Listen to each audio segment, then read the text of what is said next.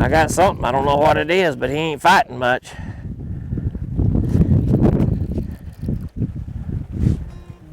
Now he's starting to fight a little bit. He's figured out he's hooked.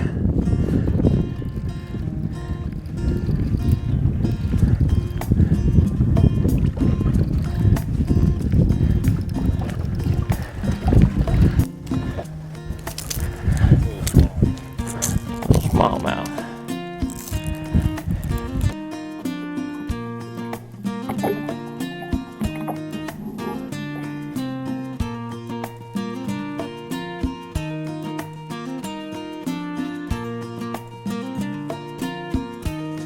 Well, one thing people don't realize about professional anglers and fishing in general is a lot of people think you're just going out sitting on the bank fishing, you know, just like having a beer, having a good old time. And you know, professional fishing is, if you don't make a check, you don't get paid. So you know, it's a lot of intensity to it. There's a lot of preparation to it. There's a lot of time on the water spent, and a lot of preparation goes into being a professional fisherman.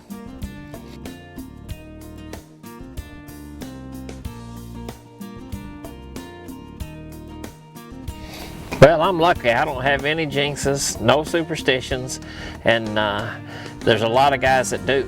And you know, some of them believe that a banana in the boat's real bad luck and different things like that, but I'm not superstitious and don't really have any. Home State Classic curse is, you know, Home State Classic advantage to me. It's a little bit of advantage, but not much. But no, it'd be great to win it in your home state, but it'd also be hard just like any other classic.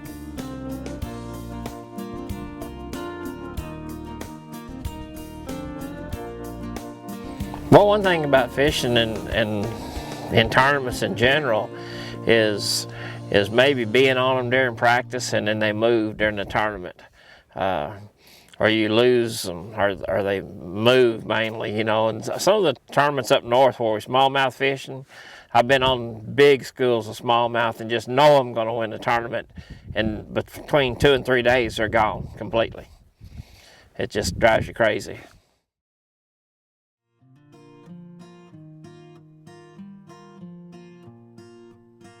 You know, you're already excited, your adrenaline's flowing, and you know, you try to eat a cracker or eat something while you're running. And this classic being so cold, that might be hard to do because you're gonna want your hands inside a pair of gloves. So, you know, there's no bathroom breaks and no lunch breaks. You're just gonna have to tough it out and wait till at night.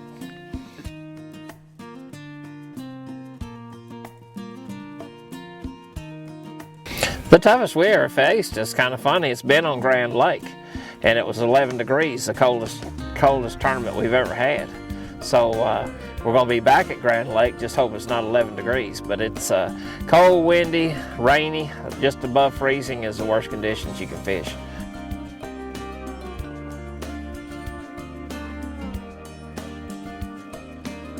No.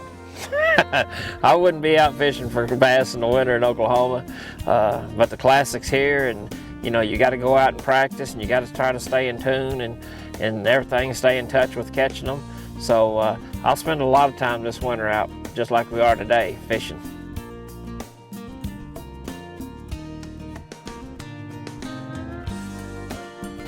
Well, the long drive, you know, we've made hour and 10-minute drives before at Birmingham at those classics. So, you know, it's just going to take longer to get there, and you know, the weather's really what's going to affect it. If roads happen to get bad or icy or something, then it's going to be bad. But if not, you know, it'd just be a longer drive to get there.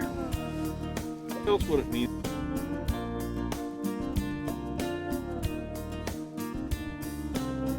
Oh, to fish the classic in my home state, you know, this is my 18th classic. I never have got to fish a classic in Oklahoma, so it means everything. Back early in the year, you know, when you're trying to make the classic, you're trying to do everything to make sure you make the classic. So win, lose, or draw, it's going to be great just to be in Oklahoma and be at the B.O.K. Center fishing the classic in Tulsa.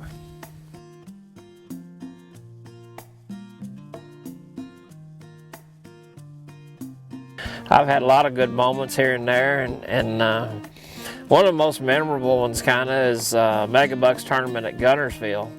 I'm completely out of the tournament, packed my stuff, gonna leave after the tournament's over. And there on the Mega Bucks you fish, and the top 10 fishes the last 2 days. So you gotta be in the cut for the top 10.